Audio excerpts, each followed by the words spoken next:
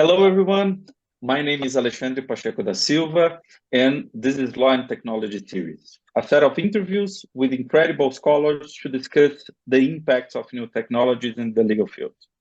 I'm a law professor at São Paulo Law School at Getúlio Vargas Foundation and one of the coordinators of the Center for Education and Research in Innovation. Today, we have Professor Eva Raffaella Desana from Universidade of Torino. Professor Desana is a business law professor with a research agenda in the field of law and technology. Professor Desana has been dedicated to understand how business law can address the challenges brought by new technologies, particularly in fostering new ventures across various sectors of the economy.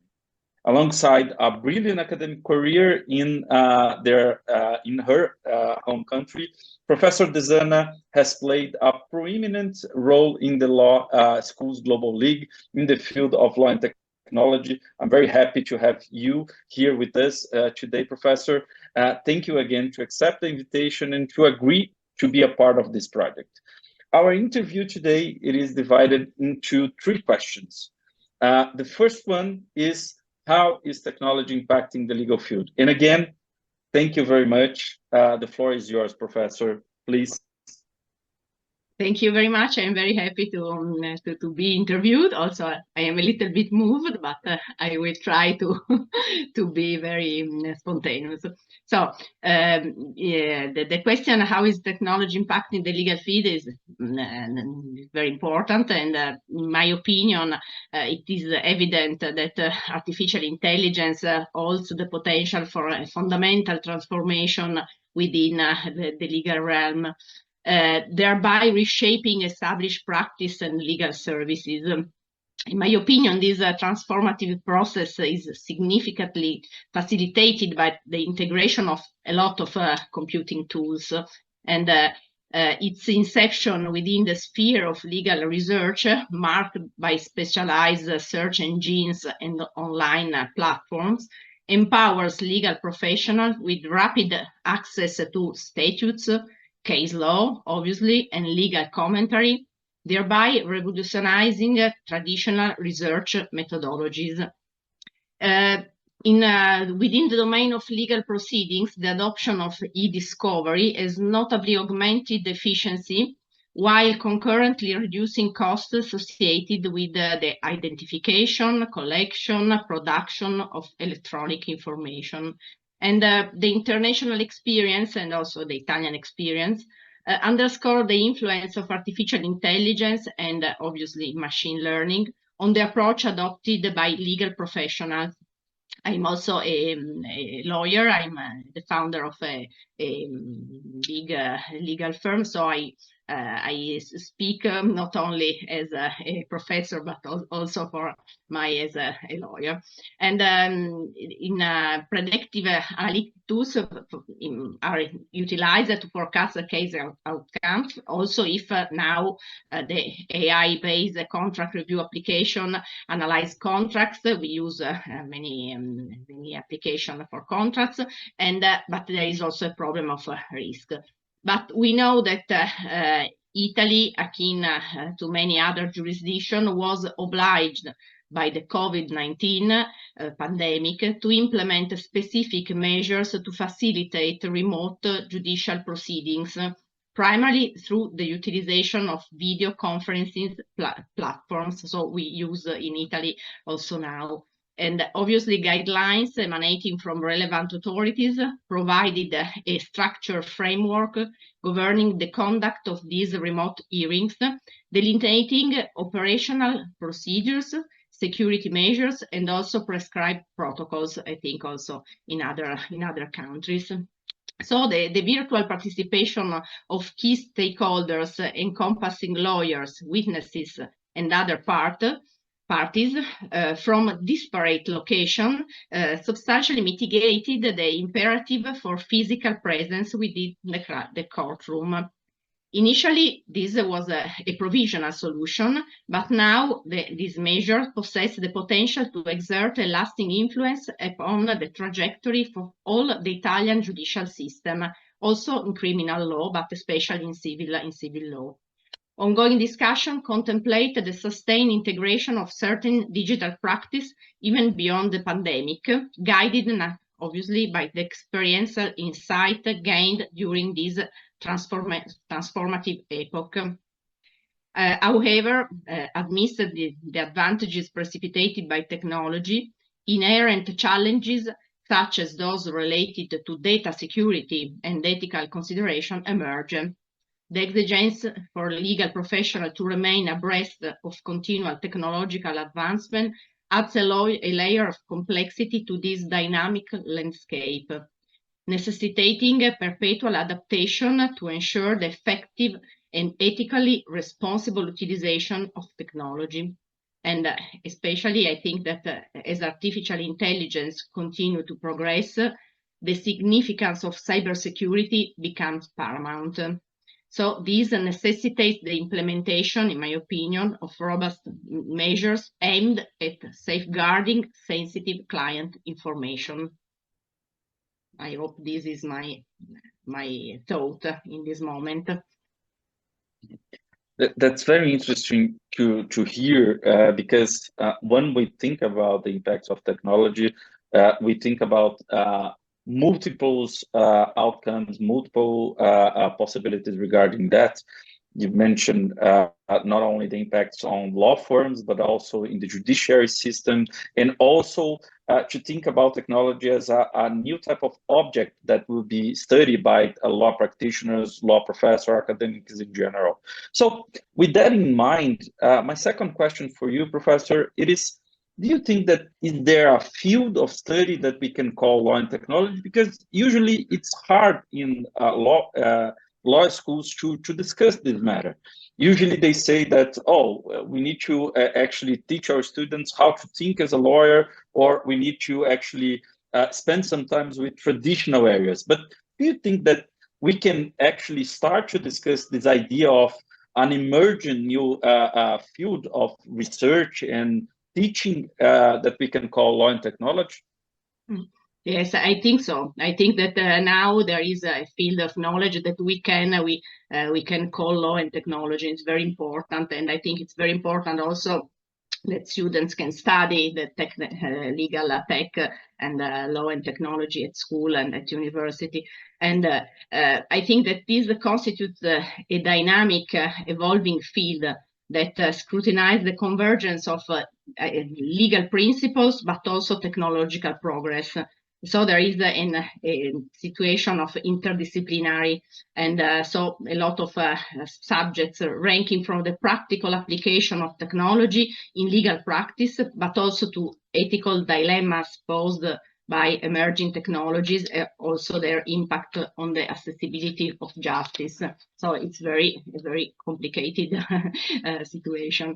A pivotal facet on this field is the incorporation of artificial intelligence and machine learning into legal processes. While these technologies harbor the potential to streamline various aspects of legal proceedings, includes research, document analysis, and predictive analytics for case outcomes, apprehensions obviously persist regarding the algorithmic biases, especially I think of gender biases, transparency issues, and the potential disruption of traditional roles within the legal profession. Blockchain technologies emerges as another focal point of interest, in my opinion, prompting discussion on its capacity to increase transparency, security in legal transactions. Nevertheless, challenges tied to regulatory frameworks, standardization, and the scalability of blockchain solutions necessitate a particular attention. The advent of legal tech startups and innovative platforms has presented, in my opinion, both opportunities and challenges to the legal industry. On a positive note, these startups aspire to enhance efficiency, reduce costs, and elevate client services. However, critics contend that the swift adoption of legal tech may exacerbate also a digital divide between legal firms, disadvantaging smaller firms or individuals lacking the resources to keep pace with technological advancements. Moreover, the utilization of technology in legal proceedings exemplified by virtual hearings, as I told before, during the COVID pandemic, while ensuring the continuity of legal processes. Concerns arose regarding issues such as data securities, digital accessibility, but also the potential erosion of the human element that is, in my opinion, very important in legal interaction.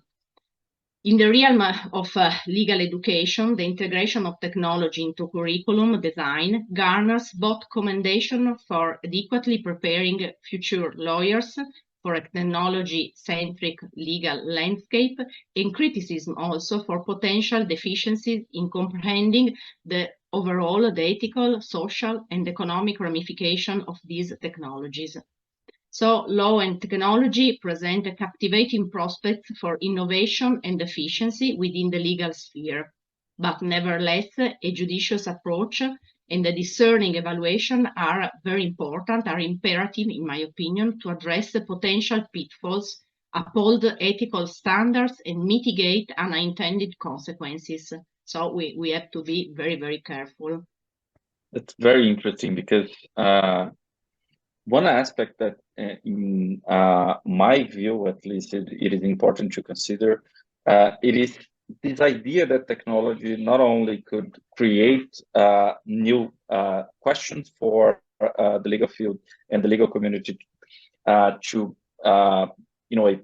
face and try to develop solutions, answers, new types of interpretation, but also we have a challenge on how can we organize the legal curriculum? How can we think about courses? You mentioned a lot of topics that are becoming topics of concern in law schools. For example, data security. Data security is a technical topic that it's coming to be one of the topics that we needed to think in a criminal law perspective, even in a civil law perspective, with disputes regarding that field, but also the ethical implications of AI. You mentioned the ethical implications of AI, this idea that we need to introduce those new topics in the classroom. But also, when we think about startup companies, usually we do not think about startup companies as a company of interest for the legal field. And we are starting to see new courses regarding them. So my final question for you, Professor, because it's been amazing how you actually present a lot of impacts that technology has regarding the legal field. I would like to ask you, what should a law school do regarding the impacts of technology in the legal field? How can we be prepared to actually face those challenges and think about the idea that we needed to actually train our students to be prepared to face those new challenges in the world? Thank you. I think we have to be prepared, and we have to prepare our students. And so I think that university ought to implement a course that we can title Law and Technology, especially in response to the growing influence of technology in our societies. And in Turin, the law department of our university offers a course that aims to address significant challenges that emerging technologies pose to legal framework, exploring a lot of aspects, their moral, theoretical, and doctrinal dimensions.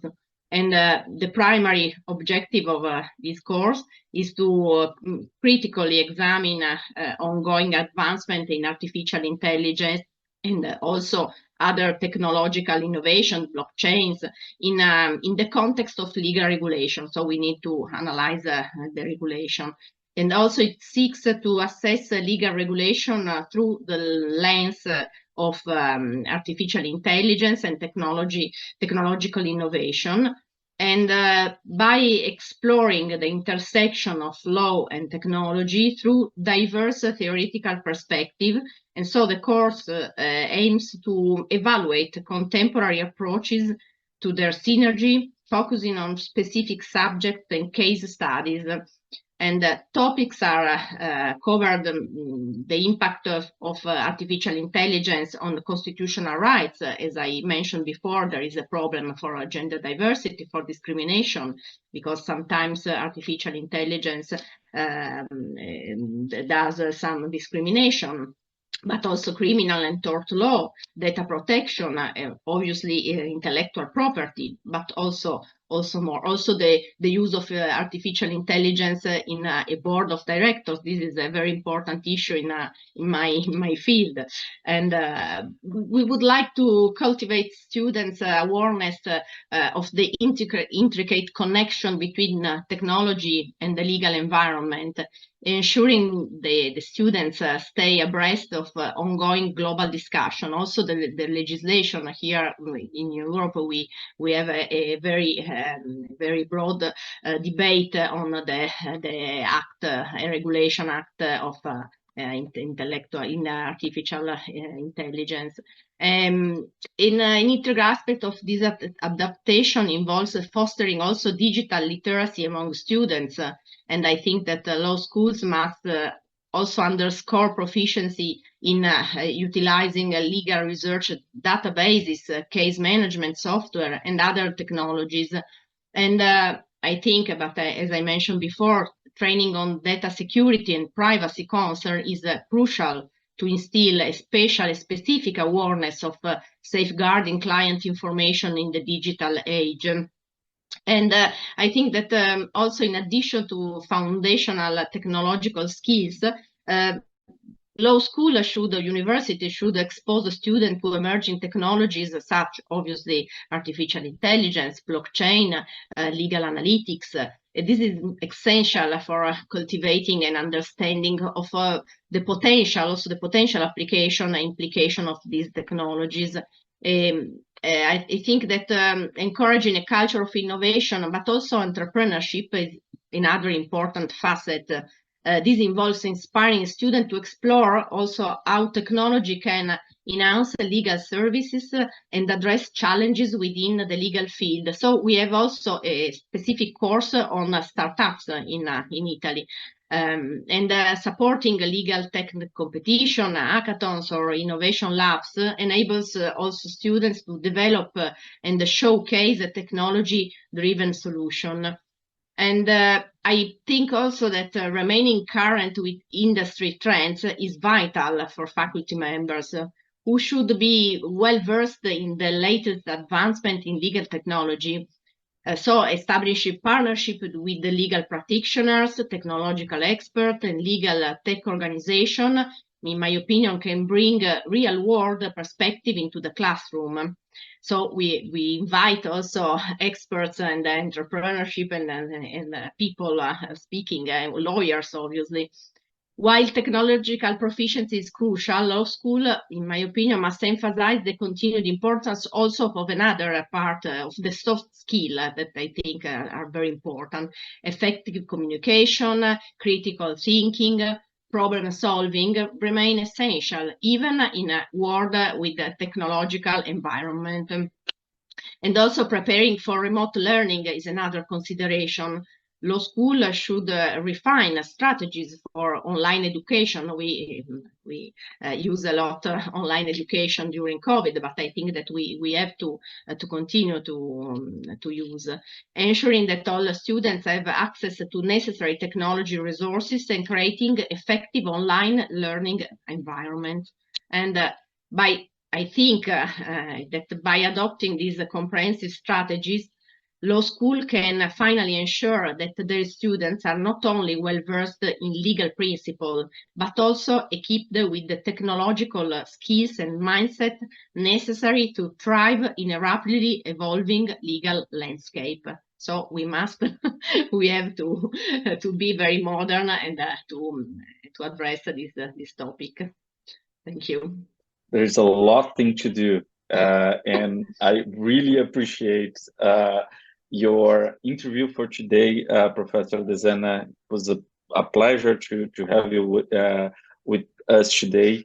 And one of the things that you mentioned that I think that it's very important to actually consider, not of course, not the only thing, but one of the things that this idea of digital literacy that we can actually think about not only the students, but also the legal community that will actually create courses, offer courses, and articulate that idea with the community to think about how technology could be a part of legal school curriculum. So it is very interesting to actually tackle different types of problems, discrimination, the uses of blockchain, so on and so forth.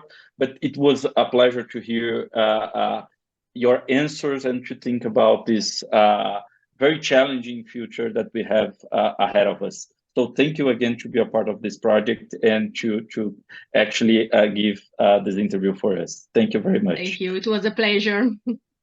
Thank you.